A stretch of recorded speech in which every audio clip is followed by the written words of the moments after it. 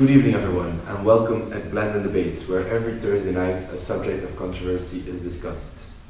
Tonight we are debating political correctness, or PC, on college campuses in the USA. Is PC a necessity? Should it be enhanced, or did certain policies become too rigorous? According to some, political correctness has a chilling effect on people's speech or actions, and this is a widespread issue in the United States. Many campuses made all kinds of efforts to secure a political correct atmosphere, but not everyone agrees with this. And lately we observed a rising number of voices that opposes to these measures. A pronounced example of the anti-PC movement, as we may call it, is the dean of the Chicago University, who wrote an open letter to the students of 2020, in which he stated that there will be no safe spaces or trigger warnings on his school. He added that the school's academic culture may challenge the students and even cause discomfort. With me tonight, I've got two authorities on political correctness. On my left, there's Professor Van Walle, member of the Human Science Faculty of the University of Ghent. Welcome, Professor. Good evening. On my right, there's Professor Van Caelenberghe, who is an expert in social controversy and racial issues, partner of the University of Paris. Good evening. Welcome. Professor Van Caelenberghe, let's start off with your point of view. What is your overall opinion on political correctness? I believe that there should be an open debate about this topic in order to let campuses turn back the changes that have been made by the PC movement. It is unacceptable that PC would silence discussions in an intellectual environment. Freedom of speech should be one of the pillars of education and our society in general. And some of these measures by political correctness are restrictions on free speech. In general, in a study on the use of the phrase politically correct in Twitter conversations, it is concluded that people often distance themselves from PC because it is more becoming a pejorative label associated with democratic political viewpoints. The study about these Twitter conversations shows that PC would be on the decline. There is a general sense of discomfort to be labeled as politically correct. So PC is rather associated with artifice than intelligence. Well, I agree with the fact that there should be an open debate about political correctness. However, I disagree with your statement that PC would be an impediment on free speech. As you said, free speech and academic freedom are the core values of higher education and should always be a priority. They are the building blocks of a healthy teaching, learning and researching environment. But many of the stated issues like trigger warnings and safe spaces are perfectly compatible with free speech. These measures were never taken to silence debates about race, class or gender, or other subjects. I mean, I believe the opposite is true.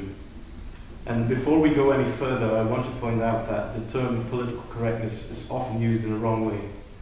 For an accurate definition, I would like to cite Dan Moller in his 2016 paper, Dilemmas of Political Correctness, where he states that political correctness is a tool meant to establish norms for speech and behavior, for protecting vulnerable, marginalized, or historically victimized groups.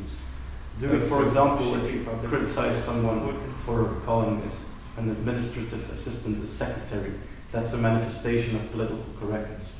But if you advocate higher wages for assistants, then it is not considered so. What I mean by this is that political correctness is not about personal choices or beliefs, but rather a way of shaping the public discourse.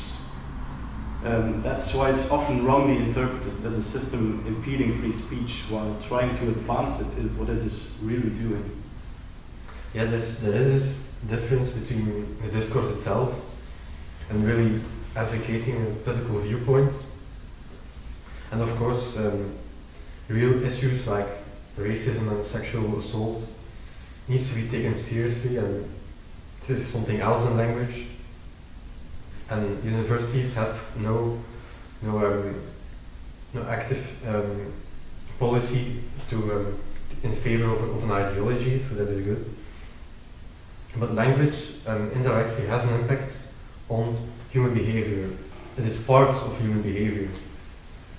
I read an essay by Norman Fairclough, and he observes in this essay how the media has an important influence on the way our thoughts are shaped. So, by use of language. And the media has also an influence on language change. And this means that terms that are now considered to be neutral might evolve to become offensive. And for the most part, this is inevitable, so we cannot change this. Words should not be banned entirely because they have a negative connotation, I think, because the linguistic history of a word can show us how connotations evolve and develop.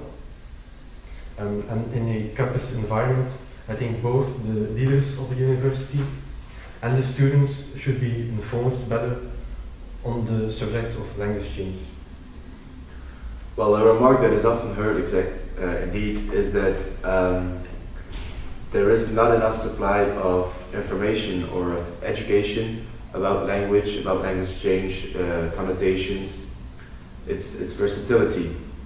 Shouldn't universities rather educate their students about language and about its connotations before applying political correctness on their syllabi and their lectures?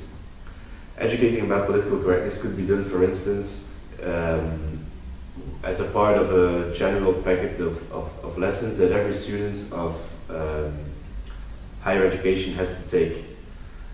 And if this knowledge about language and about political correctness would be more widespread, it might be easier for the people to understand that language is an organism that leads a capricious life, and that certain connotations don't necessarily need to be taken seriously. Yes, I agree with you on that.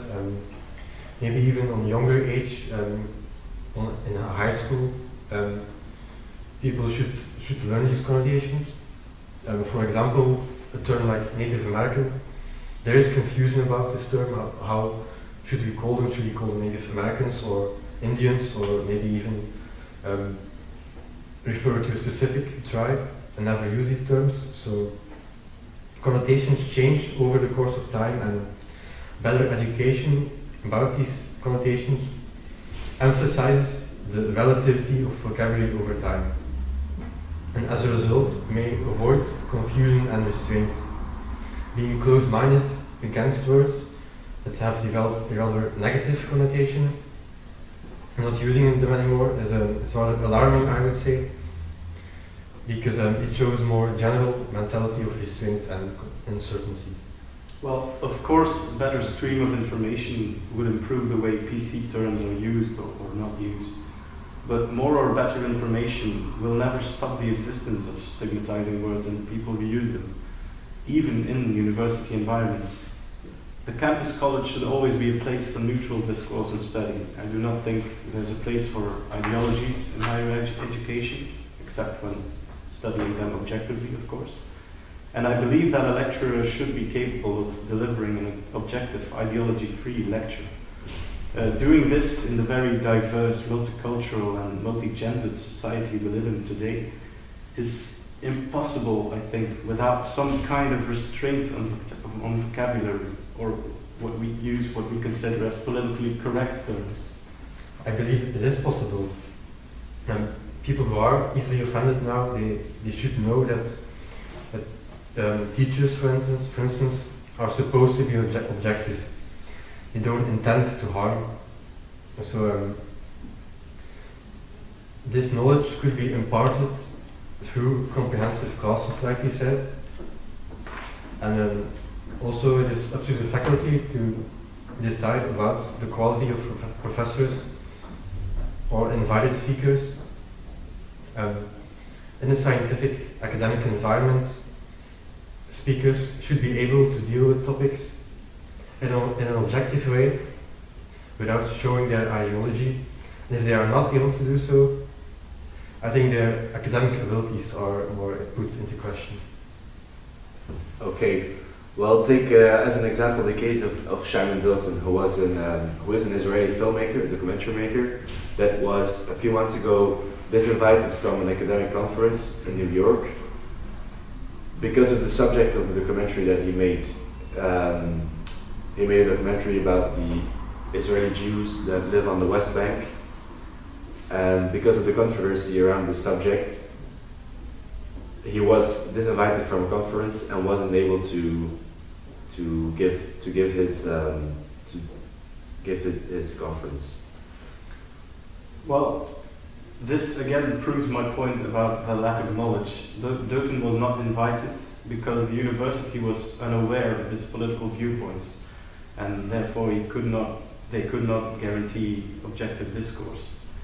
I really don't see any problem with being careful, and I'm sure that with study of Dilton's work, he would always be welcome in a politically correct university discussion. So you see it rather as protection, actually. Excuse me? You regard this as protection.